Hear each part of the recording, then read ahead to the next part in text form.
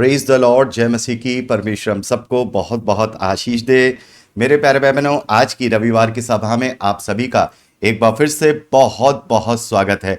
हम परमेश्वर का धन्यवाद करते हैं कि उसने हमें एक और अवसर दिया है कि इस महीने के पहले रविवार को आज की सुबह हम सब एक साथ जमा हुए हैं, ताकि उसके वचनों से, उसके अनुग्रह से हम अपने आप को काट छाट सकें और अपने आप को तैयार कर सकें और प्रभु की उस मेज में शामिल हो सके जिसकी आज्ञा प्रभु ने हमें दी थी, और उसके कर्तव्यों को और उसकी बातों को स्मरण कर सके। तो मेरे प्यारे भाई बहनों, मैं देख रहा हूं कि अभी भी रिएक्शन बहुत आ रहे हैं। अनमोल भाई साहब, आपके रिएक्शन बहुत आ रहे हैं। ठीक है, किसी के भी रिएक्शन इतने नहीं आने चाहिए। तो चलिए हम लोग चलते हैं। एक सेकेंड, मैं इसको भी थोड़ा सा चलिए। मैं परमेश्वर धन्यवाद करता हूं सभी भाई बहनों के लिए। तो आज का जो विषय है मेरे प्यारे भाई बहनों, आज का विषय है क्रूस के 7 बलिदान। क्रूस के 7 बलिदान। मेरे प्यारे भाई बहनों,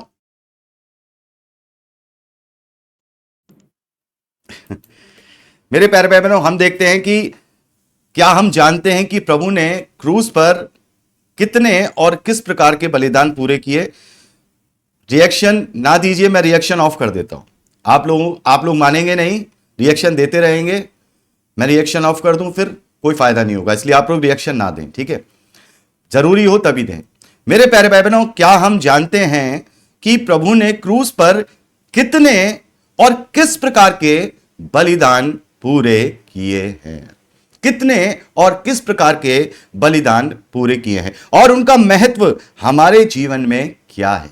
क्या हम जानते हैं?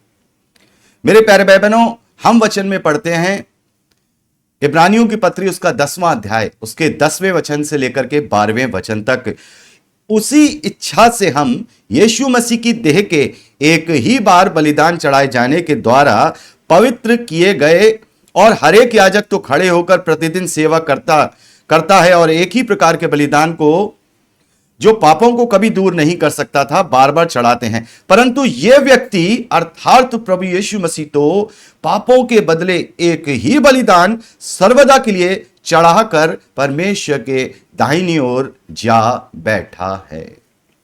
मेरे प्यारे भाई बहनों, आज हम उन 7 बलिदानों को, प्रभु यीशु मसीह ने हमारे लिए एक ही बलिदान अर्थात क्रूस पर 7 बलिदानों को पूरा किया है, 7 बलिदानों को, और उसके बारे में जानेंगे जो क्रूस पर प्रभु ने एक ही बार के बलिदान में उसके द्वारा पूरे किए हैं।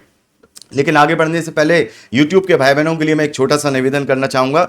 जितने भाई बहन अभी इसको देखेंगे बाद में या देख रहे होंगे उस वक्त, उन सभी से मेरा ये निवेदन है, यहां गूगल मीट पे नहीं, ये जब शाम को अपलोड किया जाएगा तब आप जितने भी भाई बहन हैं, सबसे पहले लाइक का बटन दबाइए और इसे ज़्यादा से ज़्यादा शेयर करिए। इस पर कोई भी संदेश वगैरह मतलब एडवर्टाइज वगैरह नहीं आएगा, ताकि आप लोगों के लाइक करने से, कमेंट करने से, शेयर करने से ये मसीह विश्वासियों तक बहुत ही इंपॉर्टेंट, बहुत ही ज़रूरी संदेश पहुंचेगा, ताकि हम समझ सकें कि प्रभु ने कौन से बलिदान हमारे लिए पूरे किए और हम प्रभु भोज क्यों लेते हैं, ठीक है। और दूसरी बात, अगर आप चैनल में नए हैं तो सब्सक्राइब कर लीजिएगा और टेलीग्राम चैनल को भी ज्वाइन कर लीजिए। टेलीग्राम चैनल का लिंक आपके डिस्क्रिप्शन बॉक्स में है, वहां से ले लीजिए, ठीक है। तो ये 2 काम कर लीजिए। हम परमेश्वर धन्यवाद करते हैं। तो चलिए आगे बढ़ते हैं आज के विषय की ओर। मेरे प्यारे भाई बहनों, प्रभु के द्वारा 7 बलिदान जब हम विश्वास करते हैं तब लागू होते हैं। पता है, ये 7 बलिदान जो प्रभु ने क्रूस पर हमारे लिए चढ़ाए हैं या किए हैं, ये 7 बलिदान जिस घड़ी हम प्रभु पर विश्वास करते हैं, जिस घड़ी हम अंगीकार करते हैं, ठीक है, मन से विश्वास करते हैं, मुंह से अंगीकार करते हैं, उसी घड़ी से ये 5 बलिदान हर एक मसीह विश्वासी पर लागू हो जाते हैं। लेकिन इसमें से 5 बलिदान ऐसे हैं मेरे प्यारे भाई बहनों, 5 बलिदान ऐसे हैं जो हमारे लिए हमारे विश्वासी जीवन में जीवन भर लागू हो सकते हैं, जीवन भर लागू होते हैं, ठीक है। इसके विषय में भी आज हम बहुत अच्छी तरह से जानेंगे। तो मेरे प्यारे भाई बहनों, सबसे पहला बलिदान, बहुत इंपॉर्टेंट, सबसे पहला बलिदान जो प्रभु ने क्रूस पे किया है, और हम सब जानते हैं कि वो जो दिन प्रभु यीशु मसीह हमारे लिए क्रूस पर चढ़े, वो दिन फसह का दिन था, फसह के पर्व का दिन था, ठीक है। तो पहला बलिदान है मेरे प्यारे भाई बहनों, पहला बलिदान है फसह का बलिदान, the final pass over of Jesus, आखिरी और असली फसह जो प्रभु यीशु मसीह ने किया। फसह का मेमना बनके हमारे लिए बलिदान हो गया। मेरे प्यारे भाई बहनों, निर्गमन की पुस्तक में हम पढ़ते हैं कि परमेश्वर ने मिस्रियों पर 10वीं विपत्ति डाली, और 10वीं विपत्ति यह थी कि परमेश्वर ने कहा कि मृत्यु का दूत उनमें से होकर गुजरेगा और उनके जितने भी पहलौटे हैं, चाहे राजा का, चाहे मंत्रियों का, चाहे दरबारियों का, चाहे शहरियों का, चाहे पशुओं का, जितने भी मेल पहलौटे होंगे वो सब उस रात मारे जाएंगे। लेकिन परमेश्वर ने मूसा को यह आज्ञा दी कि वो एक निष्कलंक मेमने को अपने अपने घराने के हिसाब से रख ले, और उस निष्कलंक मेमने को धूमिल के समय अर्थात शाम के समय उसको क्या करें, उसको बलिदान करें, और उसके लहू को अपने अपने चौखटों पर, खिड़कियों के चौखटों पर, दरवाजे की चौखटों पर लगा ले, ताकि जब मृत्यु का दूत वहां से गुजरे तो इजरायलियों के किसी भी पहलौठे को कोई भी आंच ना आए। तो ये फसह का ये जो किया गया, और इसके याद में ऐसा ही हुआ कि जब मृत्यु का दूत वहां से गुजरा तो इजरायली बच गए, उन पर मृत्यु का कोई प्रभाव नहीं हुआ। इसी की याद में परमेश्वर ने इजरायलियों को हर साल फसह का मेमना बलिदान करने के लिए दिया था। और प्रभु यीशु मसीह ने भी खुद को यह बलिदान अपना, जो उन्होंने क्रूस पर सबसे पहला बलिदान प्रभु ने यही पूरा किया है, फसह का बलिदान, असली बलिदान, जो स्वयं प्रभु यीशु मसीह निष्कलंक मेमना बनके, जैसा कि यूहन्ना बपतिस्मा देने वाला गवाही देता है कि देखो ये परमेश्वर का मेमना है जो जगत के पाप उठा ले जाता है। तो मेरे प्यारे भाई बहनों, सबसे पहला बलिदान प्रभु यीशु मसीह ने किया, आखिरी फसह बनाया, अर्थात असली फसह बनाया, the final pass over of Jesus ने अपने खुद का बलिदान देकर। मेरे प्यारे भाई बहनों, पहला कुरिन्थियों की पहली पत्री 5वां अध्याय उसके 7वें वचन में लिखा है, क्योंकि हमारा भी फसह है जो मसीह है बलिदान हुआ है। हमारा कौन फसह है?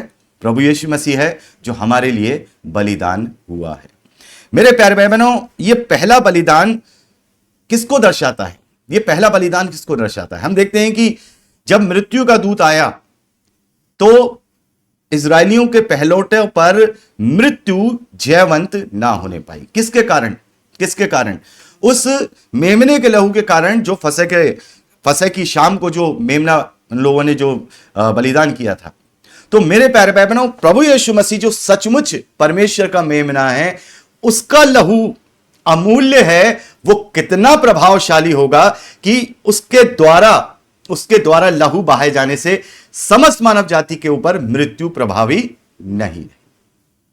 अर्थात मेरे प्यारे भाई बहनों, बहुत सारे कहते हैं, मैंने यह संदेश भी दिया था कि लोग कहते हैं मैं तुम्हें लहू से ढांपता हूं। अरे प्रभु यीशु मसीह आखिरी फसह मना के हमें लहू से ढांप चुका है, आखिरी फसह का बलिदान बनके अपने लहू से ढांप चुका है। अब हम बार बार किसी चीज को बार बार अपने ऊपर अप्लाई नहीं कर सकते, क्योंकि वो आखिरी फसह था, उसके बाद कोई फसह नहीं।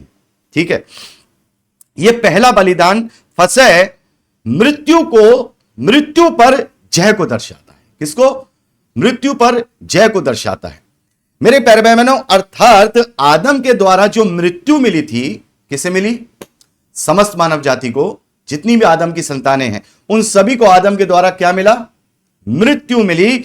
उस पर सभी मानव जाति का छुटकारा, अर्थात प्रभु ने यह बलिदान करके, देखिए मेरे प्यारे भाई बहनों, यह जो बलिदान प्रभु ने किया है, फसह का बलिदान जो किया है, इसमें विश्वास का कोई लेना देना नहीं है। यह विश्वास से इंप्लीमेंट नहीं होता। बड़े ध्यान से आप सोचेंगे मैं आज क्या बात कर रहा हूं। आज मैं आपको प्रभु का प्रेम दिखाने जा रहा हूं, समस्त मानव जाति के लिए जो उसका प्रेम है, ना केवल किसी जाति, किसी भाषा या किसी कुल के लिए, समस्त मानव जाति के लिए जो उसका प्रेम है। क्योंकि प्रभु ने यही कहा कि परमेश्वर ने जगत से ऐसा प्रेम रखा कि उसने अपने इकलौते पुत्र को दे दिया। यह जो फसह का बलिदान प्रभु ने किया है, फसह के मेमने का जो बलिदान किया है, वो मृत्यु पर जयवंत होने के लिए किया है। अर्थात प्रभु ने इस बलिदान के द्वारा मृत्यु को हरा दिया। अर्थात अब कोई भी आदम के द्वारा जो मृत्यु मिली है नहीं मरेगा। क्या? नहीं मरेगा। जब सोचिए कि जो फसह के पर्व में जो पशु है, जो मेमना है, उसका लहू आंगनों में मतलब चौखटों में लगा दिया तो मृत्यु प्रभावी ना हुई, तो यीशु मसीह जिसने समस्त मानव जाति के लिए लहू बहा दिया, तो अब किसी भी आदम जात पर, किसी भी आदम की संतान पर मृत्यु प्रभावी नहीं। वो कभी नहीं मरेगा, कोई भी हो, हिंदू, मुसलमान, सिख, ईसाई, पारसी, जैन, अविश्वासी, अविश्वासी, चाहे नास्तिक, कोई भी हो ना मरेगा, चाहे उसने विश्वास किया हो या ना किया हो। आप सोच रहे होंगे ऐसा कैसे हो सकता है, फिर हमें विश्वास करने की क्या जरूरत है, फिर हमें प्रचार करने की क्या जरूरत है। यही तो आज सातों बलिदान को आज आपको समझना है कि प्रभु का प्रेम किस तरीके से।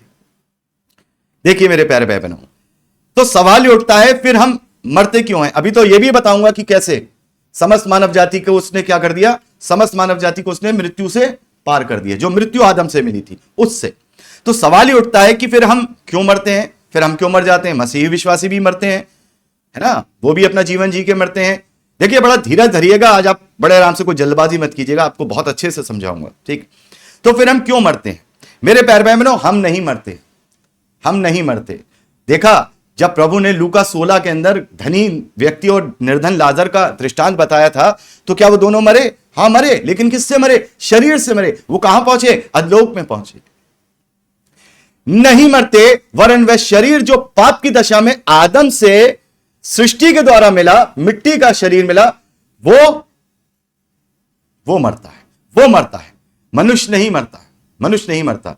लेकिन परमेश्वर प्रभु यीशु मसीह के इस बलिदान के द्वारा अब वो नाश होना भी किसी मनुष्य पर हावी नहीं। देखिए तो क्या फिर सभी जी उठेंगे? क्या सभी जी उठेंगे मेरे प्यारे भाई बहनों?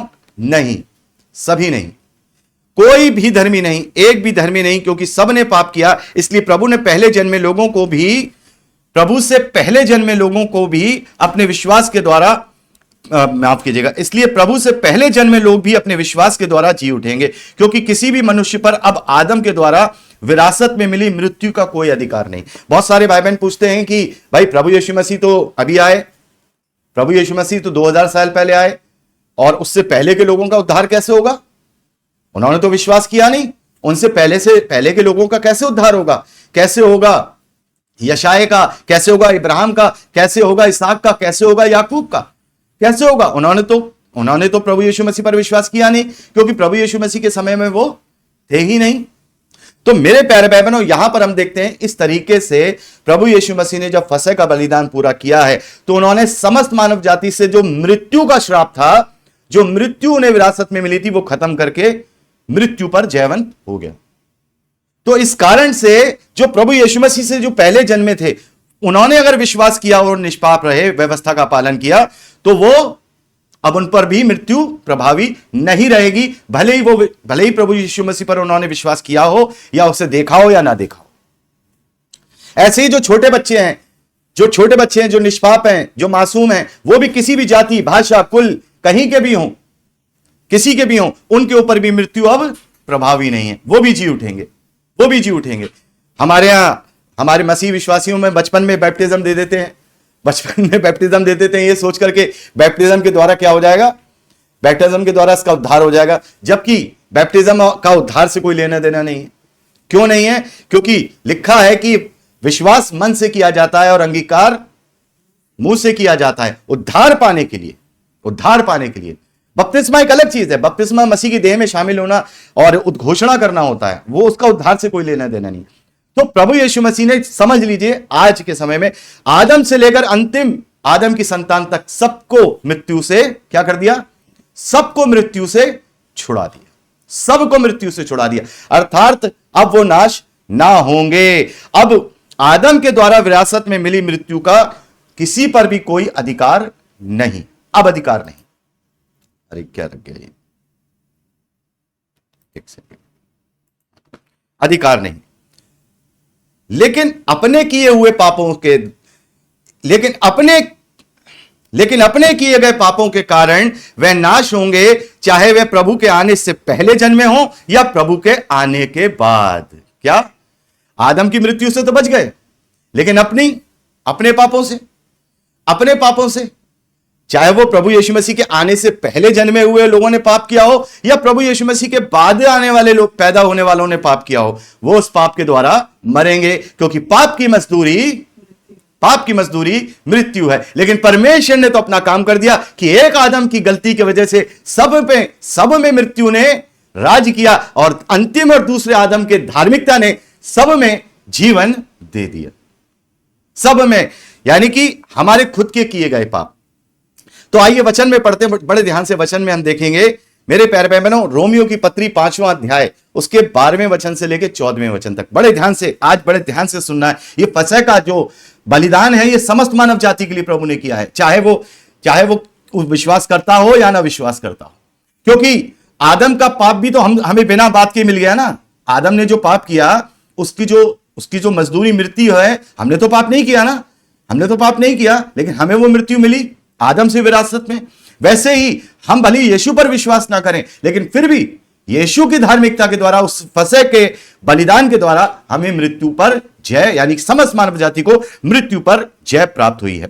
लिखा है, इसलिए जैसा एक मनुष्य के द्वारा पाप जगत में आया और पाप के द्वारा मृत्यु आई, और इस रीति से मृत्यु सब मनुष्यों में फैल गई, क्योंकि सब ने पाप किया। आगे लिखा है, क्योंकि व्यवस्था के दिए जाने तक पाप जगत में तो था, परंतु जहां व्यवस्था नहीं वहां पाप गिना नहीं जाता था। 14वां वचन बड़े ध्यान से, तो भी पौलुस क्या लिख रहे हैं यहां पर कि भाई व्यवस्था के दिए जाने तक तो ये मालूम ही नहीं था क्या पाप है क्या पाप नहीं है। व्यवस्था में परमेश्वर ने लिखित रूप में बताया कि ये पाप है, ये पाप है, तो उस वक्त तो कोई पाप गिना नहीं जाता था, है ना। तो फिर जो है उन पर मृत्यु ने क्यों राज किया? देखिए, मृत्यु ने उन लोगों पर भी राज किया जिन्होंने उस आदम जो आने वाले का चिन्ह है कि अपराध के समान पाप ना किया। यानी कि अब्राहम के विषय में देखें, विश्वास किया, प्रायश्चित किया, और दूसरे लोगों के विषय में देखें, उन्होंने भी जो है प्रभु पर विश्वास किया, सारी चीजें की, लेकिन मृत्यु उन्हें भी निकल गई। क्यों निकल गई? क्योंकि एक आदम के द्वारा मृत्यु, बिना हमारा किसी वजह से, हमने कोई गलती नहीं करी। भाई मैंने क्या गलती करी? आदम की मृत्यु मुझे मिली, आदम से मृत्यु मिली। परमेश्वर ने इसका अपना प्रेम इस रीति से दिखाया कि देख, एक आदम की गलती से तुम्हें मृत्यु मिली, लेकिन एक आदम जो दूसरा और अंतिम आदम है, उसके द्वारा तुम्हें जीवन मिलेगा। रोमियो की पत्री 5वां अध्याय 17वें वचन से लेकर 18वें वचन तक, क्योंकि जब एक मनुष्य के अपराध के कारण मृत्यु ने उस एक ही के द्वारा राज्य किया, तो जो लोग अनुग्रह और धर्म रूपी वरदान बहुतायत से पाते हैं, वे एक ही मनुष्य के अर्थात यीशु मसीह के द्वारा अवश्य ही अनंत जीवन में राज्य करेंगे। उन्हें उसके लिए विश्वास करने की जरूरत नहीं है,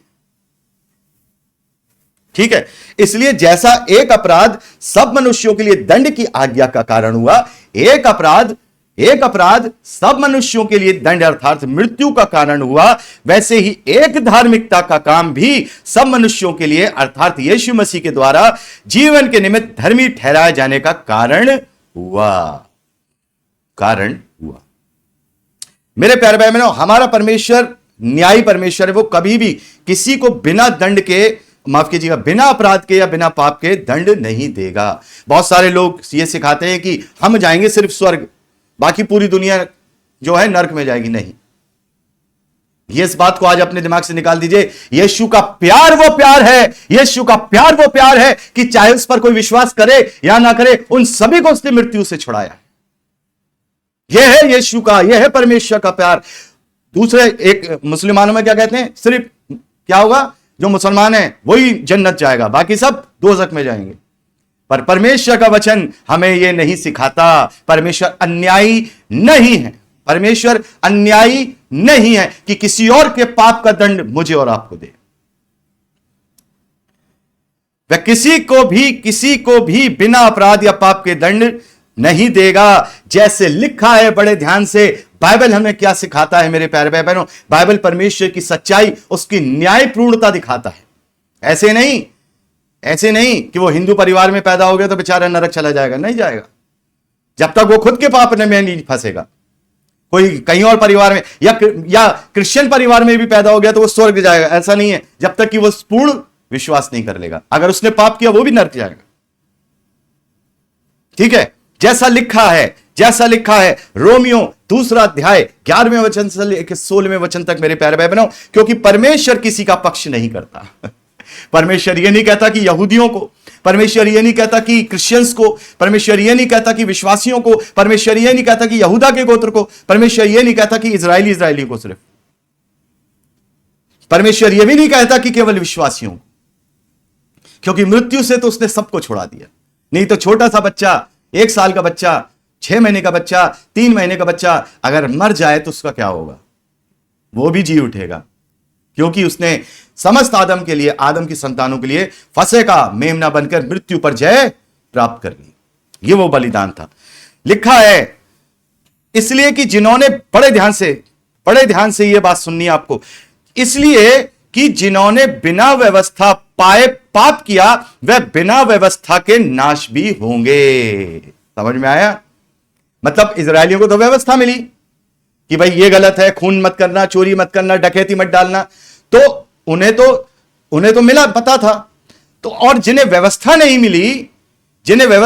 मिली, जिन्होंने बिना व्यवस्था पाप किया, तो वह बिना व्यवस्था के भी क्या होंगे? दंडित होंगे। प्रभु ने तो हमें आदम की मृत्यु से छुटकारा दे दिया फसह के पर्व के, वो माफ कीजिएगा, फसह के बलिदान से, हमें समस्त मानव जाति को। लेकिन हमारे पाप पौलुस कह रहा है कि जिनके पास व्यवस्था नहीं है तो वो बिना व्यवस्था के भी अगर पाप करेंगे तो उनका बिना व्यवस्था के अनुसार भी दंड मिलेगा, वो नाश होंगे। आगे लिखा है और जिन्होंने व्यवस्था पाकर पे भी पाप किया, यानी कि इजरायलियों ने व्यवस्था पाकर पाप किया, उनका दंड व्यवस्था के अनुसार होगा, अर्थात पाप का दंड मिलेगा। कोई है इस दुनिया में जिसने कभी कोई पाप ना किया हो? चलिए, इम्पॉसिबल टास्क है ये, इम्पॉसिबल टास्क, क्योंकि बहुत सारे भाई बहन बुरा मान जाते हैं, अरे वो उन्होंने क्या पाप, हम कैसे कह सकते हैं? यदि कोई इस धरती पर ऐसा व्यक्ति है जिसने अपना पूरा जीवन जिया और उसने एक भी पाप नहीं किया, वो अनंत जीवन में जाएगा, चाहे वो प्रभु को जानता हो या ना जानता हो। ये इम्पॉसिबल है, लेकिन आप लोगों को समझाने के लिए मैं कह रहा हूं। इम्पॉसिबल क्यों है? वचन कहता है एक भी धर्मी नहीं, कोई भी धर्मी नहीं, सबने पाप किया है। अब 13वां वचन बड़े ध्यान से, क्योंकि परमेश्वर के यहां व्यवस्था के सुनने वाले धर्मी नहीं है। मतलब परमेश्वर की दृष्टि में जिन्हें व्यवस्था दी गई वो धर्मी नहीं है, वरन परमेश्वर की दृष्टि पर व्यवस्था पर चलने वाले धर्मी ठहराए गए। ठीक है? अर्थात फिर जब अन्य जाति, अब यहां क्या बात हो रही है? अन्य जातियों की, जो व्यवस्था नहीं जानते, जो प्रभु को नहीं जानते। फिर जब अन्य जाति लोग जिनके पास व्यवस्था नहीं है लेकिन स्वभाव से ही व्यवस्था की बातों पर चलते हैं, अर्थात खून नहीं करते, डकैती नहीं करते, व्यभिचार नहीं करते, झूठ नहीं बोलते, है ना, मूर्ति पूजा नहीं करते, व्यवस्था पे चलते हैं, जो जिनके पास व्यवस्था नहीं है और प्रभु को भी नहीं जानते, लेकिन फिर भी स्वभाव से, क्या लिखा है? फिर भी स्वभाव से व्यवस्था की बातों पे चलते हैं, तो व्यवस्था उनके पास होने पर भी वे अपने लिए आप ही व्यवस्था है। बड़े ध्यान से, ठीक है? वे व्यवस्था की बातें अपने अपने हृदयों में लिखी हुई दिखाते हैं और उनके विवेक भी गवाही देते हैं, और ये उनकी चिंताएं परस्पर दोष लगाती या उन्हें निर्दोष ठहराती। जिनके पास व्यवस्था नहीं, लेकिन फिर भी वो स्वभाव से निष्पाप जीवन जी रहे हैं। इसलिए पौलुस कह रहे हैं, जिस दिन परमेश्वर मेरे सुसमाचार के अनुसार यीशु मसीह के द्वारा मनुष्यों के गुप्त बातों का न्याय करेगा। अर्थात ताली बजाइए प्रभु के इस बलिदान के लिए। कोई ये सोचता होगा कि सिर्फ जो विश्वास करेगा, यह प्रभु का पहला बलिदान जो क्रूस पे उसने फसह का बलिदान दिया है, यह समस्त मानव जाति के लिए दिया। एक मनुष्य के द्वारा मृत्यु ने राज किया, एक मनुष्य के द्वारा क्या हुआ? जीवन मिला। लेकिन अगर यही जरूरी होता, केवल एक ही बलिदान जरूरी होता, तो प्रभु एक ही बलिदान करके छोड़ देता। क्या कर देता? एक ही बलिदान करके छोड़ देता। भाई ठीक है, लेकिन हमारे खुद के पाप कहां जाएंगे? हमारे खुद के पाप कहां जाएंगे? उनके लिए, यह आदम की मृत्यु के लिए जो बलिदान है, बड़े ध्यान से, आदम से मिली मृत्यु का बलिदान फसह, जो समस्त मानव जाति के लिए। लेकिन जो हम पाप करते हैं, उसके लिए क्या बलिदान? उसके लिए प्रभु ने 5 बलिदान। क्या? 5 बलिदान। और यह भी मैं बताऊंगा मेरे प्यारे भाई बहनों कि इन 5 बलिदानों के वजह से ही हमें समझ में आ जाएगा कि मनुष्य क्यों पापी, क्यों वो निर्दोष नहीं हो सकता। देखिए मेरे प्यारे भाई बहनों, प्रभु केवल किसी देश, कुल, जाति, भाषा के लोगों के लिए बलिदान नहीं हुआ, वरन सभी मानव जाति के लिए बलिदान हुआ है। लेकिन फिर भी बिना प्रभु के बिना प्रभु के या विश्वास के अनंत जीवन नहीं है, क्योंकि हम देखते हैं कि व्यवस्था में मुख्य 5 बलिदान, 5 प्रकार के बलिदान बताए गए। और ये बलिदान मेरे प्यारे बहनों हम पढ़ सकते हैं लेविटिकस, लेव्य व्यवस्था, उसके पहले अध्याय से, अध्याय बता रहा हूं, चैप्टर 1 टू चैप्टर 7 जब आप पढ़ेंगे इन 5 बलिदानों के विषय में विस्तार से पढ़ सकते हैं, पहले अध्याय से लेके 7वें अध्याय का। और ये 5 पर्व इस प्रकार, माफ कीजिएगा, ये 5 बलिदान इस प्रकार से है। पहला है होम बलि, अर्थात बर्न सैक्रिफाइस। होम का मतलब होता है जलाना, बर्न, जलाकर, बर्न सैक्रिफाइस, होम बलि। दूसरा मेरे प्यारे भाई बहनों अन्न बलि, ग्रेन सैक्रिफाइस, अन्न बलि, ग्रेन सैक्रिफाइस। तीसरा मेल बलि, अर्थात पीस ऑफरिंग, पीस ऑफरिंग। और चौथा है मेरे प्यारे भाई बहनों पाप बलि, अर्थात सिन ऑफरिंग। और 5वां है दोष बलि, अर्थात गिल्ट ऑफरिंग। यही 5 तरीके की चीजें हैं जो मनुष्य को जरूरी हैं। इंसान सोचेगा कि अरे ये पाप नहीं किया हमने, ये पाप नहीं किया, कैसे मनुष्य निष्पाप नहीं है? कैसे मनुष्य निष्पाप नहीं है? अगर मनुष्य निष्पाप होता तो एक ही बलिदान से उसका काम चल जाता, और वो बलिदान था पाप बलि। ये मेल बलि, होम बलि, अन्न बलि, दोष बलि, ये सारी 5 बलियां देने की क्या जरूरत थी? क्योंकि मनुष्य 5 प्रकार से परमेश्वर से दूर होता है। इसलिए 5 बलिदान प्रभु यीशु मसीह ने मेरे और आपके पर्सनल पापों के लिए एक ही क्रूस के बलिदान से पूरे किए। फसह का बलिदान, पहला बलिदान समस्त मानव जाति के लिए मृत्यु से छुड़ा लिया, चाहे वो किसी भी कुल, किसी भी भाषा। अब ये 5 बलिदान जो प्रभु ने किए वो मेरे और आपके पर्सनल आदम के नहीं, मेरे और आपके पर्सनल पापों की प्रायश्चित के लिए किए हैं। और ये 5 बातें ही हमें मनुष्य परमेश्वर से दूर करती हैं। पहला होम बलि, होम बलि, इसे हिब्रू में बोलते हैं ओलाह। क्या बोलते हैं? ओलाह। मेरे प्यारे भाई बहनों ये एक ऐसा बलिदान था जिसमें पूरे पशु को वेदी पर अग्नि में पूरा भस्म कर दिया जाता, बिल्कुल राख बना दिया जाता था। ये जो बलिदान था ये इसलिए किया जाता था जो परमेश्वर के प्रति पूर्ण समर्पण को दर्शाता था, यानी कि निष्पाप होने को दर्शाता था, जो सामान्य गलतियों और पापों का प्रायश्चित के लिए था। यानी कि जो हमने गलतियां की, कोई गलती की, कोई पाप किया, या हमने कोई भी ऐसा परमेश्वर के विरोध में कार्य किया जिसे हम जानते हैं, है ना, उसके लिए क्या होता था? ये होम बलि चढ़ाई जाती थी, उसके प्रायश्चित के लिए चढ़ाई जाती थी। और हम जानते हैं कि उस वक्त जो चढ़ाया जाता था वो सब शैडो था, शैडो लॉ था। वो असली किसने किया? प्रभु यीशु मसीह ने किया। तो प्रभु यीशु मसीह ने ये होम बलि, दूसरी बलि, हमारे गलतियों की, हमारे पापों की, पर्सनल, आदम से मिला पाप नहीं, पर्सनल गलतियां और पर्सनल जो हमारे पाप हैं उसके लिए उसने ये होम बलि किया। और इसमें जानते क्या होता है? पूरे पशु को जला के भस्म कर दिया। मेरे प्यारे भाई बहनों सवाल यहां पर यह उठता है कि यहां तो पशु को जला दिया जाता था, तो प्रभु ने यह कैसे पूरा किया? प्रभु को तो जलाया नहीं गया, तो प्रभु ने यह बलिदान पूरा कैसे किया? आइए वचन में पढ़ते हैं। लेव्य व्यवस्था जहां पर इस बलि के विषय में बताया, इस बलिदान के विषय में बताया है, पहला अध्याय 6ठे वचन को बड़े ध्यान से सुनिए। यहां पर क्या कहा जा रहा है? यहां पे कहा जा रहा है, फिर वह होम बलि पशु की खाल निकालकर, क्या लिखा है भैया? खाली क्यों छोड़ दी? खाल निकाल लो। क्या करो? उस पशु की जिसे होम बलि करना है पुराने नियम में, खाल निकाल लो उसकी और बाकी जला दो। खाल की क्या जरूरत थी? क्योंकि इंडिकेशन था कि उसकी खाल उधेड़ कर उस पशु के टुकड़े टुकड़े करो। यीशु मसीह ने भी अपनी खाल उधड़वाई है, फुल कंज्यूम। क्या? उसके शरीर का एक हिस्सा, इंच का हिस्सा उसके शरीर का नहीं था जहां उसे कोड़े का घाव ना लगा, जहां उसे खून ना बहा हो, जहां उसे चोट न लगी हो। यशाया कहते हैं अपने 53वें अध्याय में लिखा है, क्योंकि उसका रूप यहां तक बिगड़ा हुआ था कि वह मनुष्य का जैसा ना जान पड़ता था। वो मनुष्य जैसा ना जान पड़ता था।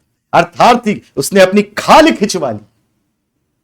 जैसे उस होम बलि के पशु की खाल खींचकर उसको क्या कर दिया जाता था, पूरा खत्म कर दिया जाता था, वैसे ही प्रभु यीशु मसीह ने अपनी खाल नुचवाकर, अपनी खाल खिंचवाकर, खाल उधड़वाकर हम अपने शरीर को पूरा कंज्यूम करके हमारी गलतियों के लिए, हमारे पापों के लिए, मेरे और आपके पर्सनल गलती और पापों के लिए, अबीरा कबीरा गुनाहों के लिए यह दूसरा बलिदान देकर हमारे लिए प्रायश्चित किया, प्रायश्चित का मेमना बनकर, जिससे हमें इससे पूर्ण समर्पण यानी कि पूर्ण छुटकारा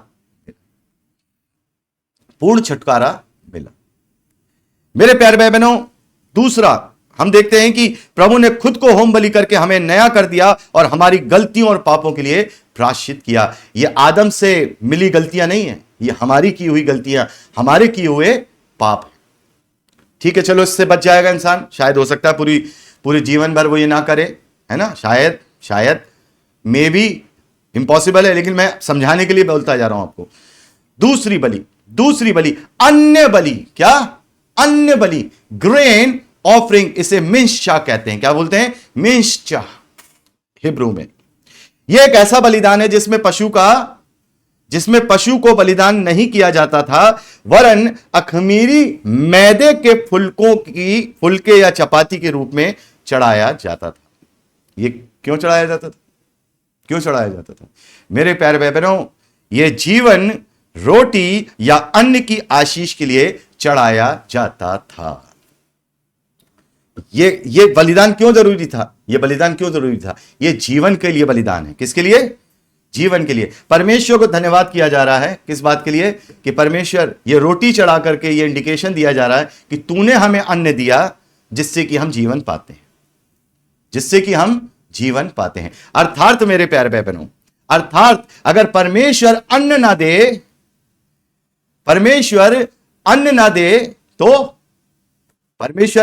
दे तो मनुष्य क्या होगा? पहले के जमाने में सूखे पड़ते थे ना, अकाल पड़ते थे ना, खत्म, सब कुछ खत्म, सारी की सारी मानव जाति और सब पशु पक्षी सब खत्म।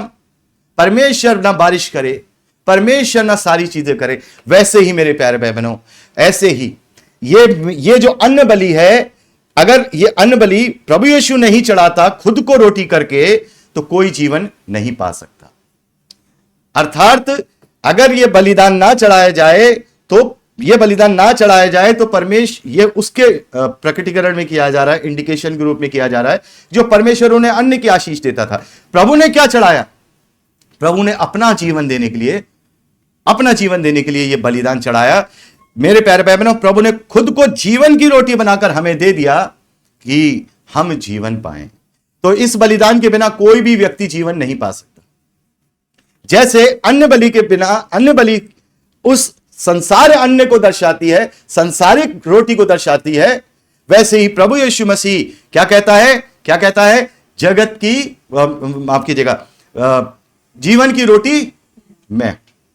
प्रभु कहता है कि नाशवान भोजन के लिए परिश्रम मत करो, वरन उस रोटी के लिए जो स्वर्ग से उतरती है, और मैं वो रोटी हूं जो पिता ने स्वर्ग से दी है। जो कोई मुझे खाएगा वो कभी नाश नहीं। तो प्रभु का ये दूसरा बलिदान हमें जीवन देने के लिए, जैसे अन्य हमें जीवन देता है, वैसे ये रोटी, और इस रोटी से पोषक तत्व लेने के लिए पहले रोटी को तोड़ना पड़ता है ना, खाना पड़ता है, चबाना पड़ता है। वैसे यीशु मसीह ने जीवन देने के लिए अपने आप को तोड़वाया। यह बलिदान, इसके बिना कोई मानव जाति जीवन पा नहीं सकती। प्रभु कहते हैं जीवन की रोटी मैं हूं। तीसरी, मेल बलि। क्या? मेल बलि। इसको हम हिंदी में शांति बलि भी कहते हैं। इसे बोलते हैं शेलामीम। बड़े ध्यान से, शेलामीम। शालोम का मतलब होता है शांति, शेलामीम का मतलब था शांति और मेल मिलाप। क्या? शांति और मेल मिलाप। शांति कहां है? इस दुनिया से मेल मिलाप करेंगे तो शांति है परमेश्वर से मेल करना। संसार का मनुष्य कभी परमेश्वर से मेल नहीं कर सकता था, और जब तक परमेश्वर से वो मेल नहीं कर सकता था, तब तक वो उसकी शांति पा नहीं सकता था। मनुष्य चाहे पाप ना करे जीवन भर, मनुष्य चाहे पाप ना करे जीवन भर, और प्रभु की पहली होम बलि उस पर लागू ना भी हो, दूसरी बात, उसे जीवन की जरूरत होगी, इसलिए उसे दूसरी बलि की जरूरत पड़ेगी, दूसरे बलिदान की जरूरत पड़ेगी। तीसरा, वो परमेश्वर से मेल नहीं कर सकता। क्यों नहीं कर सकता? हड्डी और मांस, लहू और मांस उसके राज्य के योग्य नहीं। तो भले हम हमने जीवन भर पाप नहीं किया, और हमें आदम से भी मृत्यु से क्या मिल गया? छुटकारा मिल गया, लेकिन हम जीवन दोबारा पा नहीं सकते। क्यों नहीं पा सकते? क्योंकि हमारा मेल जब तक प्रभु से नहीं हो जाएगा, जब तक हम जीवन नहीं पा सकते। ठीक है, इस बलिदान में पशु को बलिदान किया जाता था, और यह परमेश्वर से मेल और शांति के लिए चढ़ाया जाता था, और प्रभु ने खुद को ही चढ़ा दिया ताकि हमारा मेल मिलाप परमेश्वर से हो जाए। और यह एक वजह से और चढ़ाया जाता था, मेल बलि को एक वजह से और चढ़ाया जाता था। जैसे कोई मन्नत मांगता था या इच्छा रखता था कोई कि मेरी इच्छा है, तो जब वो इच्छा पूरी हो जाएगी तो धन्यवादी के रूप में भी वो चढ़ाया जाता था। ये मेल बलि परमेश्वर की इच्छा पूरी करके प्रभु ने चढ़ाया। ये प्रभु की क्या है इच्छा? परमेश्वर की क्या है इच्छा?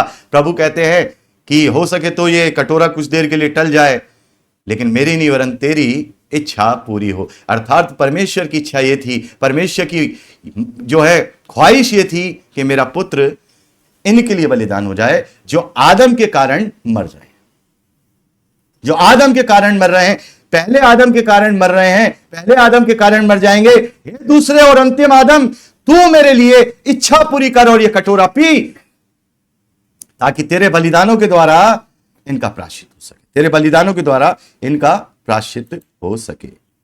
मेरे प्यारे भाई बहनों, प्रभु ने खुद का बलिदान करके हमारा मेल परमेश्वर से करा दिया, और उसकी शांति, ताकि उसकी शांति हम पर हो, क्योंकि परमेश्वर से मेल मिलाप में ही अद्भुत शांति है। लिखा है प्रेरितों के कार्य में 4 अध्याय 12वें वचन में, कोई नहीं, ना तो स्वर्ग में, ना पृथ्वी पर, ना पृथ्वी के नीचे, जो हमारा मेल प्रभु से, हमारा मेल पिता से कराता हो। कोई मध्यस्थ नहीं, कोई मध्यस्थ नहीं।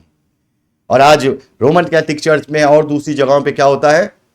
मध्यस्थ ढूंढे जाते हैं, कभी किसी संत को, कभी माता मरियम को, कभी किसी को। कोई नहीं, याद रखिएगा, किसी ने एक सुई भी हमारे लिए नहीं चुभवाई कि हम उद्धार पाए। ठीक है मेरे प्यारे भाई बहनों, चौथी बलि, अब यह बताइए, अब यह बलि कौन सी है? पाप, वो जो होम बलि थी उसमें भी तो हमारे पापों के लिए बलि हो रही है, हमारी गलतियों के लिए बलि हो रही है। तो ये पाप बलि कौन सी है? ये पाप, इसको क्या बोलते हैं? हत्तात। क्या बोलते हैं? हत्तात। हिब्रू में बोलते हैं हत्तात। और जानते हैं मेरे प्यारे भाई बहनों, ये क्यों चढ़ाया जाता है? इस बलिदान में पशु का बलिदान किया जाता था, अर्थात मुख्य रूप से अनजान पापों के लिए। क्या? अनजान पाप, अर्थात बिना जानबूझकर।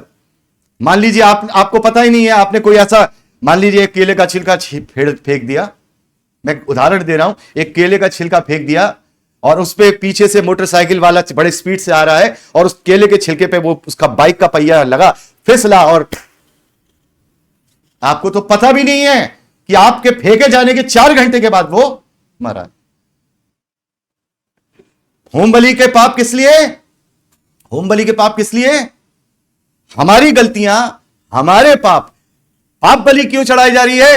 अनजान पापों के लिए। क्योंकि हम कहता है ना कोई इंसान, अरे मैंने तो, एक भाई ने एक प्रचार किया कि भाई हर मनुष्य ने पाप किया है, हम सब पापी हैं, इसलिए प्रभु ने हमारे लिए क्या किया? बलिदान किया। हम तो नहीं है पापी, हम तो कोई पाप नहीं करते, हमने तो आज तक कोई पाप ही नहीं किया।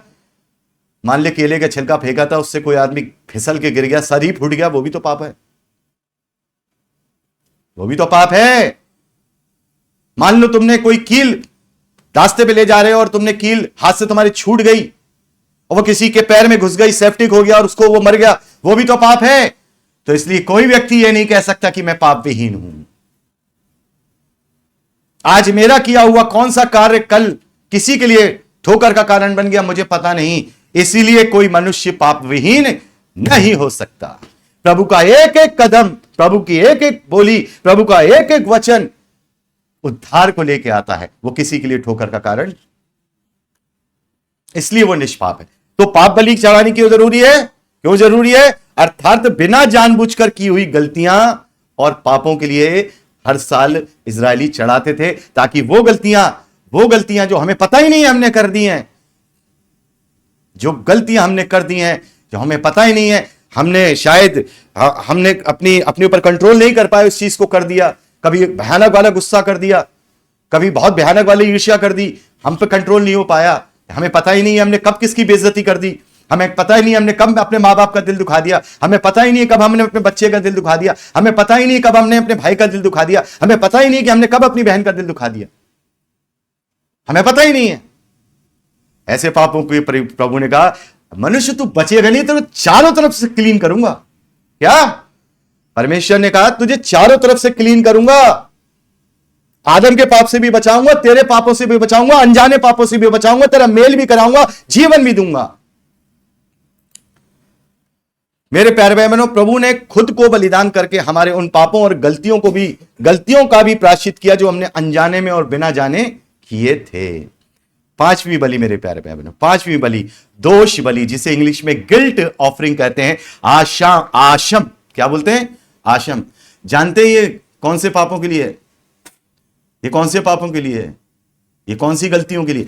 दोष का मतलब गलती, गिल्ट का मतलब दोषी कहते हैं ना, कोर्ट में क्या कहते हैं? ये गिल्ट पाया गया, मतलब दोषी पाया गया। ये वो पाप है मेरे प्यारे भाई बहनों।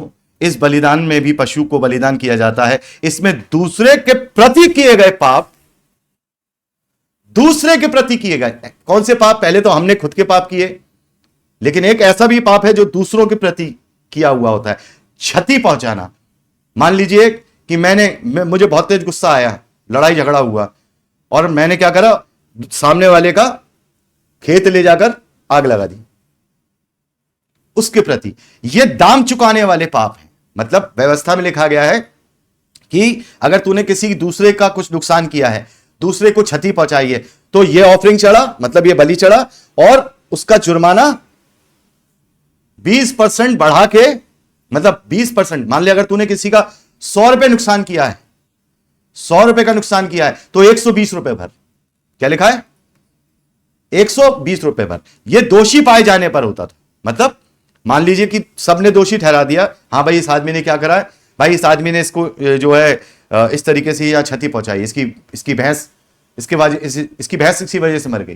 तो अगर भैंस 5,000 की है तो उससे 6,000 भर, और साथ में ये इस गलती के लिए, इस दोष के लिए ये भी कर।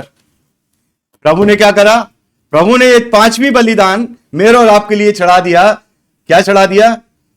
यह चढ़ा दिया कि इसका बलिदान मेमना बनके तो चढ़ा ही दिया, लेकिन दाम भी पूरा चुका दिया। हालेलुया।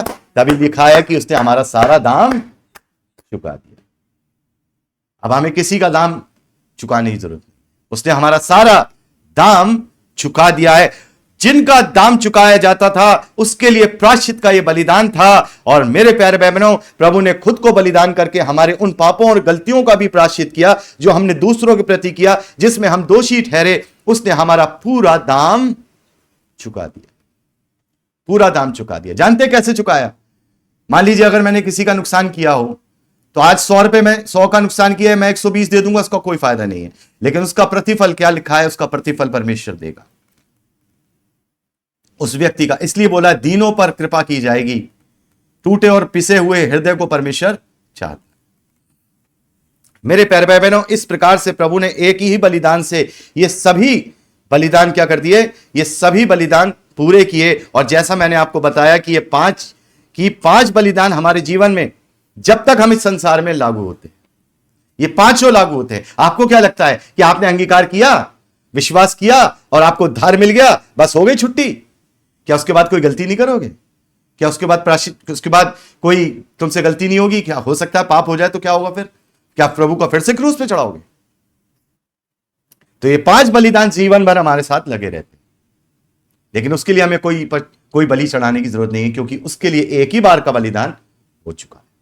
फसह का बलिदान एक ही बार, बार बार नहीं होगा। आजकल बहुत सारे कहते हैं अरे फसह का पर्व मनाना चाहिए। अच्छा, प्रभु ने तो बना दिया फाइनल पर्व, अब तू वो मेमना कहां से लाएगा जो प्रभु के तुल्य है? ठीक है, ये जो 5 बलिदान हैं, जब जब हमसे कोई गलती हो जाती है मेरे प्यारे भाई बहनों, क्योंकि मेरे प्यारे भाई बहनों, विश्वास करने के बाद भी हमसे कोई पाप या गलती या दूसरों के प्रति पाप हो जाए तो भी सच्चे प्रायश्चित के साथ हमारा महायाजक प्रभु यीशु मसीह हमारे लिए निवेदन करता है, क्योंकि उसने दाम चुका दिया है और सभी बलिदान पूरे कर दिए हैं, ताकि उससे हमारे पापों का प्रायश्चित होता है। विश्वास, लेकिन प्रभु ने एक और जो सातवां बलिदान, एक ये क्या हो गया, ये विश्वास गलत लिख गया है, ठीक है, लेकिन प्रभु ने एक और जो सातवां बलिदान है वह भी पूरा किया है। अर्थात 7 बलिदानों में से एक बलिदान क्या है? पहला बलिदान एक ही है, बार बार नहीं वो इंप्लीमेंट होगा, एक बार हो गया पूरी दुनिया के लिए फसह का बलिदान, और सब क्या हो गया? आदम की मृत्यु से छूटकर जीवन पा गए। अब 5 बलिदान ये हमारे पर्सनल पापों के लिए, और उन पापों के लिए भी जो विश्वास करने के द्वारा भी गलतियां हो जाती हैं हमसे। क्या होगा? मान लो अगर मेरे से गलती हो गई तो अब मेरे पास क्या, अब मैं क्या हो जाएगा? खत्म? नहीं ना, उसके लिए बलिदान काम आएंगे, ये 5 बलिदान काम आएंगे। एक बलिदान फंसे और 5 बलिदान मेरे और आपके हर तरीके के पापों के लिए, परमेश्वर से मेल के लिए और जीवन देने के लिए उसने किए। लेकिन एक 7वां बलिदान भी है जो उसने हमारे लिए किया है, 7वां बलिदान, और वह बलिदान मेरे प्यारे भाई बहनों, एक मिनट, और वह बलिदान है शुद्धिकरण का बलिदान, सैक्रिफाइस ऑफ प्यूरिफिकेशन। अर्थात विश्वासियों को शुद्ध करके परमेश्वर का मंदिर बना दिया। जानते हैं व्यवस्था में इस बलिदान का बड़ा ही महत्व है, और आज अंतिम दिनों में तो इतना महत्व है कि मैं समझता हूं 60 से 65% विश्वासी जानते हैं तीसरी मंदिर के लिए क्या चाहिए, तीसरा मंदिर बनने के लिए क्या चाहिए। वो बच्चा भी बता देगा, लाल बछिया, लाल बछिया, हर दूसरे तीसरे दिन सुनने में आता है लाल बछिया, लाल बछिया। क्यों चाहिए लाल बछिया? लाल बछिया इसलिए चाहिए क्योंकि लाल बछिया के द्वारा ही प्यूरिफिकेशन अर्थात शुद्धिकरण होता है। मंदिर को बनाने के लिए, जो मंदिर नबूकदनेस्सर ने तोड़ दिया, उस मंदिर को बनाने के लिए जिसे रोमी साम्राज्य के द्वारा तोड़ दिया गया, उसको प्योर करने के लिए, उसका प्योरिफिकेशन करने के लिए उस लाल बछिया के बलिदान की जरूरत है, जो मिल नहीं रहा है। वो क्यों नहीं मिल रहा है? क्योंकि यीशु ने पूरा कर दिया है। उन्हें मिलेगा भी नहीं। इसके ऊपर मैंने बनाया भी था, क्योंकि उसने थर्ड टेंपल खड़ा कर दिया है, और उस थर्ड टेंपल को खड़ा करने के लिए उसने हमारी देह का शुद्धिकरण लाल बछिया के बलिदान के द्वारा, अपने बलिदान के द्वारा पूरा किया। इसीलिए तो हियाब हुआ पौलुस को, क्या तुम नहीं जानते कि तुम परमेश्वर का मंदिर? इसलिए हियाब हुआ पौलुस। मेरे प्यारे भाई बहनों, शुद्धिकरण का बलिदान, सैक्रिफाइस ऑफ प्यूरिफिकेशन, अर्थात विश्वासियों को शुद्ध करके परमेश्वर का मंदिर बना दिया गया है। गिनती की पुस्तक बुक ऑफ नंबर्स 19वां अध्याय पहले वचन से लेकर 30वें वचन तक लिखा है शुद्धिकरण की विधि। फिर यहोवा ने मूसा और हारून से कहा, व्यवस्था की जिस विधि की आज्ञा यहोवा तुझे देता है वो यह है कि तू इस्राएलियों से कहे कि मेरे पास एक लाल निर्दोष बछिया ले आओ, जिसमें कोई दोष ना हो और जिस पर कभी जुआ ना रखा गया हो। तब एलियाजर याजक को दो, और वह उसे छावनी से बाहर ले आए और कोई उसको एलियाजर याजक के सामने बलिदान करे।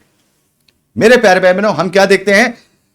ये जो लाल बछिया का बलिदान है ना, ये छावनी के बाहर की, क्या छावनी के बाहर की।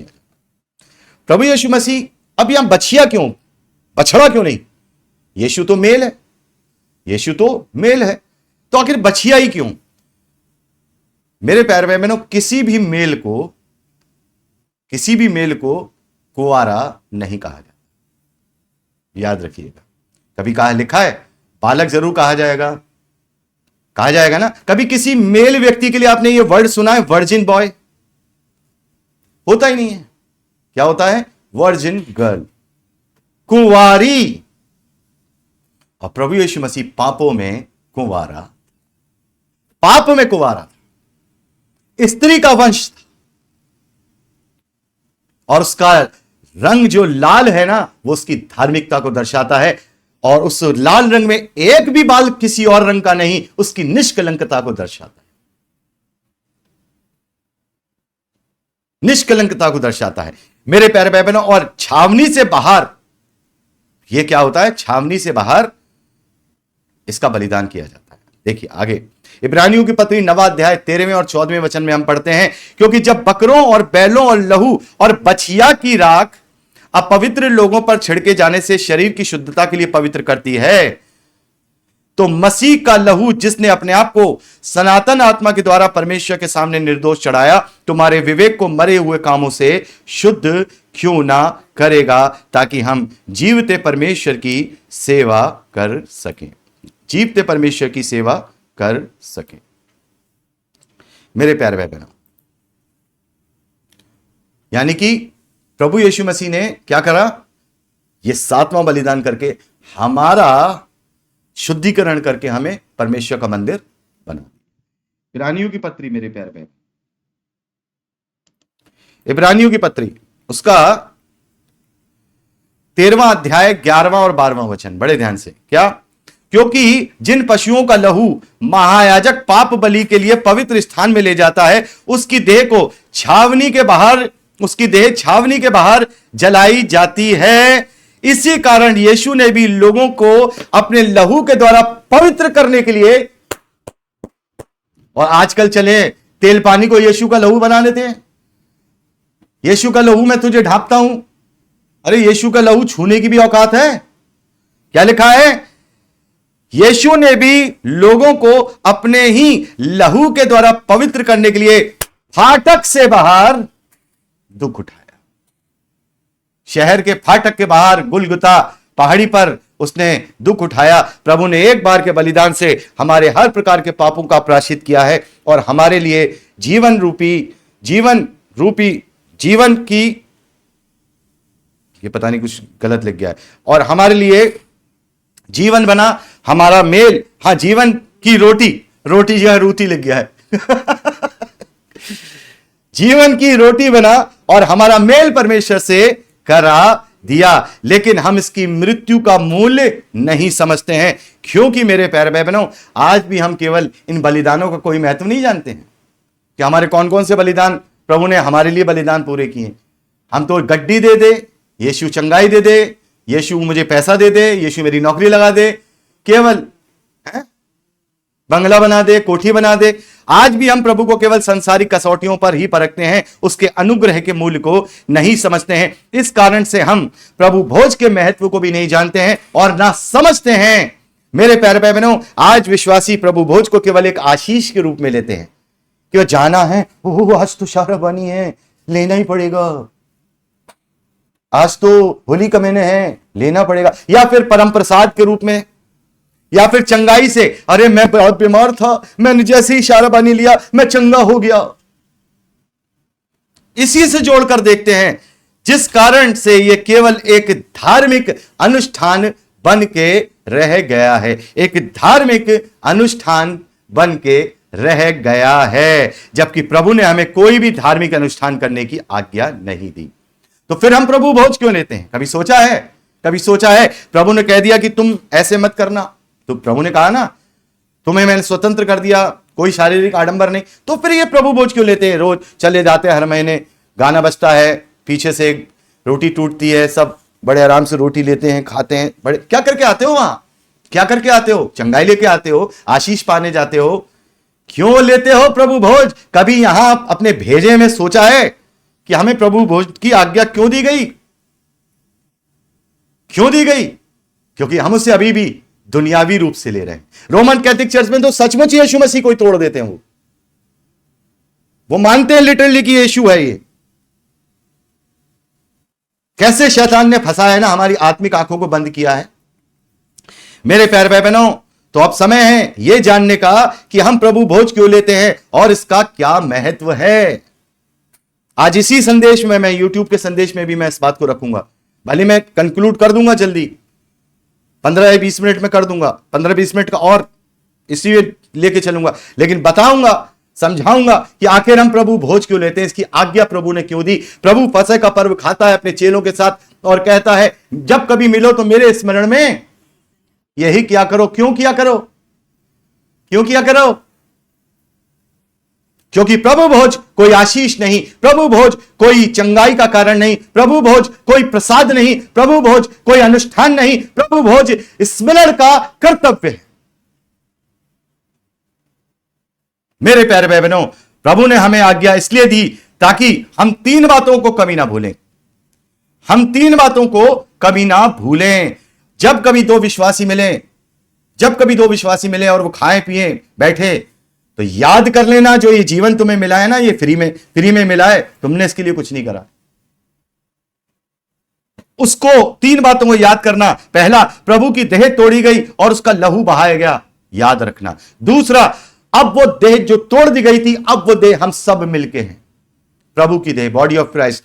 तीसरा, देह का लक्ष्य और कर्तव्य क्या है, यह स्मरण करना। यह सबसे लास्ट, ताकि हम अपना लक्ष्य ना भूलें, ताकि हम अपना कर्तव्य ना भूलें। और आज प्रभु भोज का सही अर्थ ना जानने के कारण सब अपने लक्ष्य से, कर्तव्य से देह भटक चुकी है। उस देह का ना तो कोई चरवाह है, ना उस देह का कोई कर्तव्य है, ना देह उस देह का कोई काम।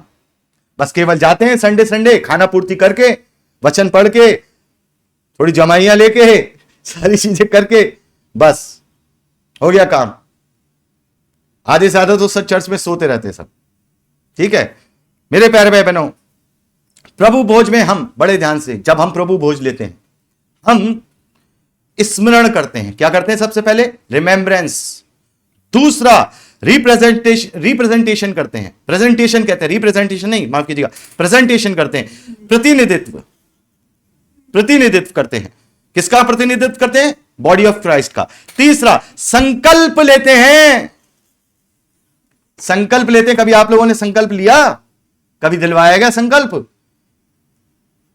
मरते हुए आदमी को भी बोल देंगे कि होली का महीने देने घर चले जाएं, उसका मतलब उससे मरते में भी नहीं बताया कि क्यों होली का महीने देते हैं। उसे चंगाई समझ के कि रोटी खा लेंगे, प्रभु का लहू पी लेंगे तो स्वस्थ हो जाएंगे। कितनी मतलब शब्द मेरे मुंह से ऐसा आ रहा है कि जहालत की भी हद होती है कि जब परमेश्वर ने पवित्र आत्मा के द्वारा हम जैसे प्रभु के जो दास हैं उन्हें जब ये खुल के समझाया, तो इतने बड़े बड़े बिशप ये सब क्या कर रहे हैं? क्या कर रहे हैं? ये टाइम पास कर रहे हैं। कर लो टाइम पास। न्याय बड़ी वेग से चला आ रहा है, न्याय बड़े वेग से चला आ रहा है। इन 3 बातों की हम प्रतिबद्धता करते हैं। क्या करते हैं? कमिटमेंट करते हैं अपने प्रभु से। प्रभु क्या कहता है? जहां 2 या 3 मेरे नाम से इकट्ठा होंगे, मैं वहां मौजूद। जब हम 2 या 3 एक साथ मिलकर प्रभु भोज लेते हैं, तो हम प्रभु जो उस वक्त हमारे बीच में मौजूद होता है उसके साथ कमिटमेंट कर रहे होते हैं, एक प्रतिबद्धता कर रहे होते हैं। प्रभु की देह और उसके लहू का स्मरण, यानी कि अपने विवेक की प्रतिबद्धता कर रहे हैं, कमिटमेंट कर रहे हैं कि यस प्रभु, मेरा विवेक मरे हुए कामों से शुद्ध है और मुझे स्मरण है, इसके लिए मैंने कोई दाम नहीं चुकाया। तूने अपनी देह तोड़वाई, तूने अपना लहू बहाया, मुझे इसका मूल्य जो अमूल्य है पता है। हम प्रभु की एक देह हैं, इसका प्रतिनिधित्व करते हैं, प्रेजेंटेशन करते हैं। देह की एकता की कमिटमेंट करते हैं कि प्रभु तेरी देह हम सब के लिए तोड़ी गई, अब हम सब तेरी देह मिलकर एक हैं। हम में ना कोई ऊंचा है, ना हम में कोई नीचा है, ना हम में कोई द्वेष है, ना हम में कोई ईर्ष्या है, हम में ना कोई जो है किसी भी प्रकार का कोई मन मुटाव है। हम सब तेरे राज्य के लिए एक कंधे से कंधा मिला के खड़े हैं, कमिटमेंट करते हैं प्रभु तू हमारे बीच में है। पर चर्च में जब होली का महीना लिया जाता है ना, आधे से ज्यादा एक दूसरे को जानते भी नहीं है और आधे से ज्यादा एक दूसरे से ईर्ष्या करने वाले हैं। अरे जो होली का महीना देने वाली टीम होती है ना, पास्टर, असिस्टेंट पास्टर, बिशप, ये सब, उनमें भी आपस में 36 का आंकड़ा रहता है। याद रखिएगा, जिस दिन होली का महीने लेने जा रहे हैं, अगर आपके मन में किसी भी कलीसिया के व्यक्ति के लिए कोई ईर्ष्या, लालच, ऊपर नीचे सारी चीजें, तो आप अयोग्य हैं, आप अयोग्य हैं। तीसरा मेरे प्यारे भाई बहनों, देह के प्रति हमारे कर्तव्यों को पूर्ण करने का संकल्प, यानी कि कर्तव्य की प्रतिबद्धता। यस लॉर्ड जीसस, तुम हमारे बीच में है, मैं कमिटमेंट करता हूं, जो मैं तेरी देह बन गया हूं, मैं तेरे जुए को अपने कंधे पर उठाकर चलूंगा और जब तक तू ना आए तेरा प्रचार करता रहो। क्योंकि जब कभी तुम इस रोटी से खाते और इस कटोरे से पीते हो, तो प्रभु की मृत्यु का जब तक ना आए प्रचार करते हो। अरे ऐसा क्या करके आ गए तुम प्रचार? जो होली का महीने लेने चले गए परमेश्वर पर एहसान करने, एक महीने में एक बार, तुम कौन सा प्रचार करके आए हो बताओ? प्रभु कहता है कि जब तुम इसे खाते हो, इस कटोरे में से पीते हो, तो पौलुस लिखता है जब तक तुम क्या करते हो, प्रभु की मृत्यु का जब तक वो ना आए प्रचार करते हो। होली कम्युनियन लेने का मतलब क्या है? होली कम्युनियन फिर क्यों लेने आए? होली कम्युनियन अनुचित रीति से नहीं लेना है मेरे प्यारे भाई बहनों। मैं जरा थोड़ा जल्दी करूंगा क्योंकि ताकि सारी चीजें समय पर हो।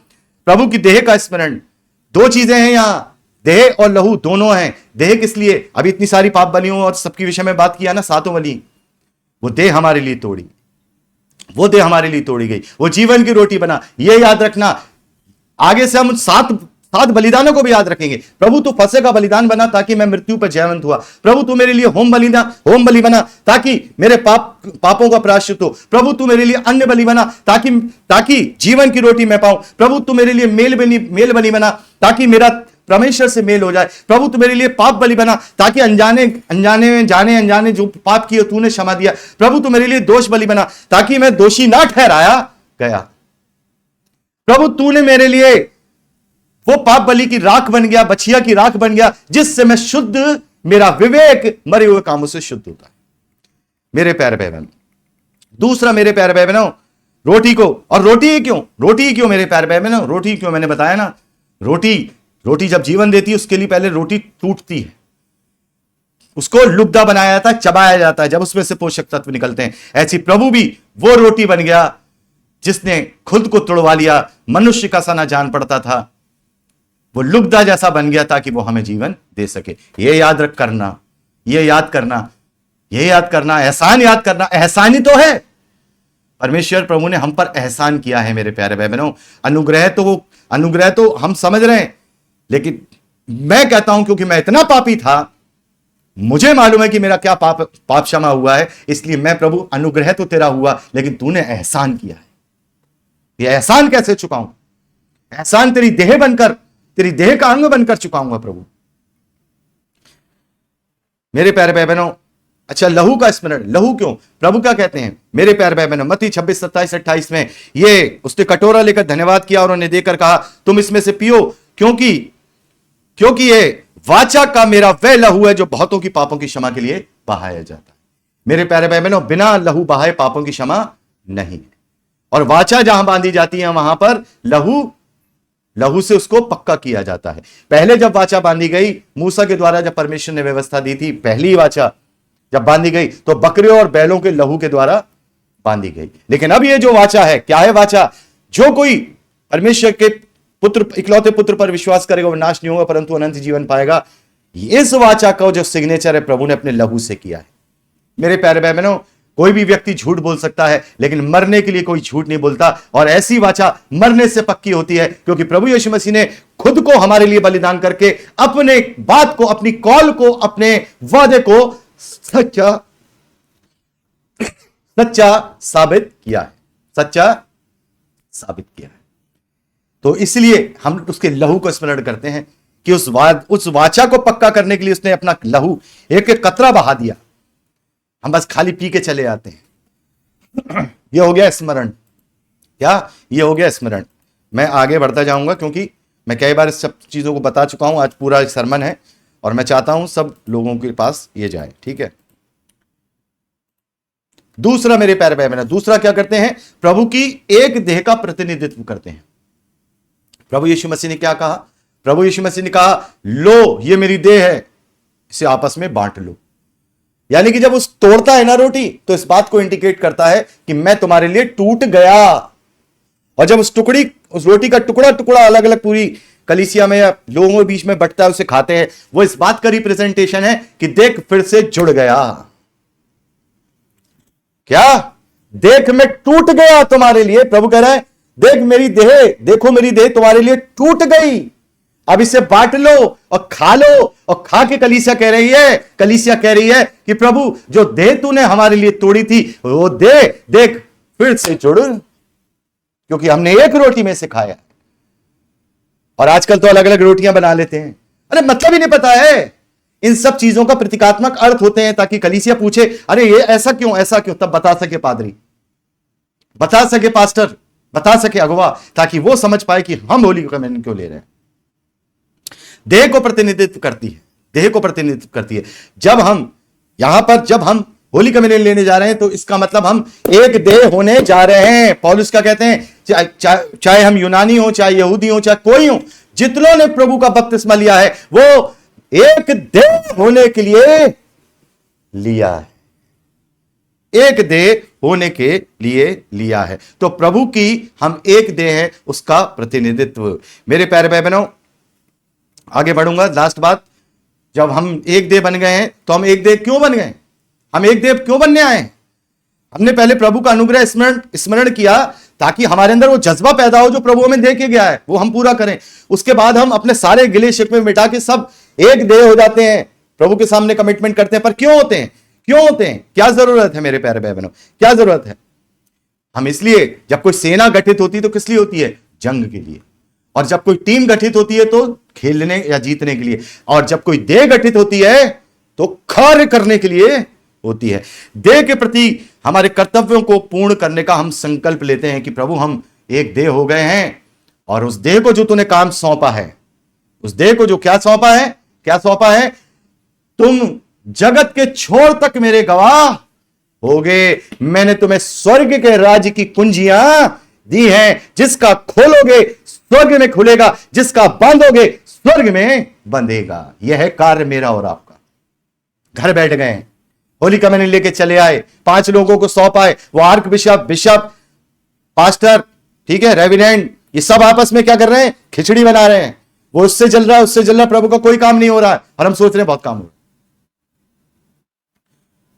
बिशप के दिमाग में यह है कि फलाने वाली जमीन कहां से बेच दूं, पास्टर के दिमाग में यह है कि कहां अपनी पत्नी को प्रिंसिपल बनवा दूं किसी स्कूल में, असिस्टेंट पास्टर का दिमाग यह लग रहा है कि ये कब जाए मैं बनूं। कोई राजी नहीं। और प्रोटेस्ट जो पेंटाकोस्टल कलीसियाएं हैं, पेंटाकोस्टल कलीसियाओं में तो यह लग रहा है कि कहां से मोटी मोटी भेड़ें आ जाएं जो उनका दूध पी लूं, 10 वंश का हथियार दिखा के। और कलीसिया बढ़ जाए तो कहां भवन के नाम पे, जमीनों के नाम पे पैसा ऐंठ लूं। तभी तुम जानते हो, शायद कहीं ना कहीं, और परमेश्वर ने भी छोड़ दिया कि ब्रेड और ये सारी चीजों, तो तुम लोग होली कम्युनियन कहते हो तो प्रभु कहता है अच्छा मेरी देह का अपमान नहीं हो रहा, क्योंकि तुम होली कम्युनियन कर ही नहीं रहे हो। करो। जो होली कम्युनियन को नहीं जानता, नहीं समझता, खूब ब्रेड के साथ और शरबत के साथ होली कम्युनियन करो। मेरी तरफ से खुली छूट है, क्योंकि तुम जानते ही नहीं हो, तो क्यों करो? फिर बिस्किट से करो, टोस्ट ले आओ, टोस्ट अमूल कौन से अलग अलग पार्ले वाले टोस्ट ले आओ, उससे करो। लेकिन जो जानता है इसका महत्व, वो जानता है ये अन्य बलि की रोटी है, अन्य बलि की रोटी लैब व्यवस्था में लिखा है, अन्य बलि की रोटी मैदे की बनेगी, अखमीरी होगी, जैतून के तेल से सान कर चढ़ाई जाएगी। और यहां कौन सी रोटी ले आते हैं? ब्रेड ले आते हैं। ब्रेड में खमीर मिला है, दोष को दर्शा रहा है। लेकिन तुम प्रभु की देह थोड़ी तोड़ रहे हो, इसलिए ब्रेड तोड़ो, बिस्कुट तोड़ो, जो चाहे तोड़ना है तोड़ो। हम तो वही करेंगे जो अन्य बलि में चढ़ाया जाता है, फुल्का। हम तो वही करेंगे जो अन्य बलि में फुल्का चढ़ाया जाता है, निर्दोष, निष्कलंक, अखमीरी। तुम पियो शरबत, हम तो दाखरस ही, क्योंकि पुराने नियम में दाखरस को लहू से रिप्रेजेंट किया गया है। पहले के समय में कोई वाचा पक्की होती थी तो एक दूसरे का लहू मिक्स करके, लेकिन इजरायली लहू नहीं खा सकते, वो उनके लिए नहीं ठहराया है। तो दाखरस को क्या बनाएगा? कहा गया दाख का लहू, उसे लहू बनाकर फिर वो वाचा बांधी जाती थी। इसलिए हम दाखरस लेंगे, हम नहीं लेंगे शरबत, क्योंकि लहू का रिप्रेजेंटेशन इस धरती पर अगर कोई कर सकता है तो केवल दाखरस करता है, पुराने नियम के हिसाब से। तो देह के प्रति हमारे कर्तव्यों को पूर्ण करने का संकल्प, सब जाति के लोगों का चेला बना, उन्हें पिता, पुत्र और पवित्र आत्मा के नाम से बपतिस्मा, जो बातें मैंने तुम्हें बताई उन्हें मानना सिखाओ। पौलुस लिखते हैं, जब कभी तुम ये रोटी खाते और इस कटोरे में से पीते हो तो प्रभु की मृत्यु को जब तक वह ना आए प्रचार करते हो, जब तक वह ना आए प्रचार करते हो। तो आज मेरे प्यारे भाई बहनों, हो सकता है कि बहुत सारे 1V4 परिवार के सदस्य आज ना जुड़ पाए हों, क्योंकि बहुत संख्या मुझे खैर दिख नहीं रही, ना जुड़ पाए हों। लेकिन आज अगर इसे वो बाद में देखेंगे यूट्यूब में, अभी तो हम संकल्प लेंगे, वो भी संकल्प लेंगे। तो आइए अब समय है मेरे प्यारे भाई बहनों कि हम संकल्प लेंगे। प्रभु की मेज में शामिल होने से पहले आइए हम संकल्प लेते हैं, कमिटमेंट करते हैं। सबसे पहला, हाँ प्रभु, हम अपने विवेक की कमिटमेंट में, हम अपने विवेक की प्रतिबद्धता, कमिटमेंट स्मरण करते हैं कि हम जानते हैं और हमें याद है कि हम पर कैसा अनुग्रह हुआ है। आमीन। दूसरा, हाँ प्रभु, हम अपने सारे एक दूसरे के मन मुटाव, ईर्ष्या, जलन, जो संसारिक और बुरी बातें हैं, उन्हें छोड़कर प्रभु आज एक बार फिर से जब हम तेरी मेज के पास आएंगे तो तेरी रोटी जो तेरी देह है उसको ग्रहण करके प्रभु एक बार फिर से नए सिरे से हम फिर से मिलकर प्रभु तेरे राज्य के लिए कार्य करेंगे। एक दूसरे से छोटा करते हुए, एक दूसरे को सेवक बनते हुए, प्रेम की व्यवस्था पूरी करते हुए प्रभु हम ये कमिटमेंट करते हैं कि हम में से ना तो कोई छोटा है, ना हम में से कोई अब बड़ा है। हाँ प्रभु, हम इस देह के कर्तव्य की कमिटमेंट करते हैं प्रभु। हमें स्मरण है कि हम तेरी एक देह क्यों बने हैं। हमें स्मरण है प्रभु, जो पवित्र आत्मा का वरदान हमें मिला है, हम उसके द्वारा हम तेरे राज्य के लिए तेरी देह का एक एक्टिव अंग बन के कार्य करेंगे। हम मिलकर प्रभु तेरे उस राज्य के लिए पिता परमेश्वर कार्य करेंगे और आगे आने वाले समय में जब तेरी मेज में शामिल होंगे तो तेरे लिए और सारी भीड़ों को तेरे खत्तों में जमा करने वाले ठहरेंगे। तो हम परमेश्वर का धन्यवाद करते हैं मेरे प्यारे भाई बहनों। तो अब होली कम्युनियन यानी कि प्रभु की मेज में शामिल होने का हम संस्कार करेंगे, एक बिल्कुल सही मायने में परमेश्वर से कमिटमेंट करेंगे। तो जितने भी यूट्यूब के भाई बहन हैं उन सभी से मैं यहां विदाई लेना चाहता हूं। तो परमेश्वर हम सबको बहुत बहुत आशीष दे, अपने वचन में दृढ़ करे, यीशु के सामर्थ्य और पवित्र नाम में आमीन। Praise the Lord. जय मसीह की। खुश रहिए, सुरक्षित रहिए और प्रभु यीशु मसीह में लिपटे रहिए।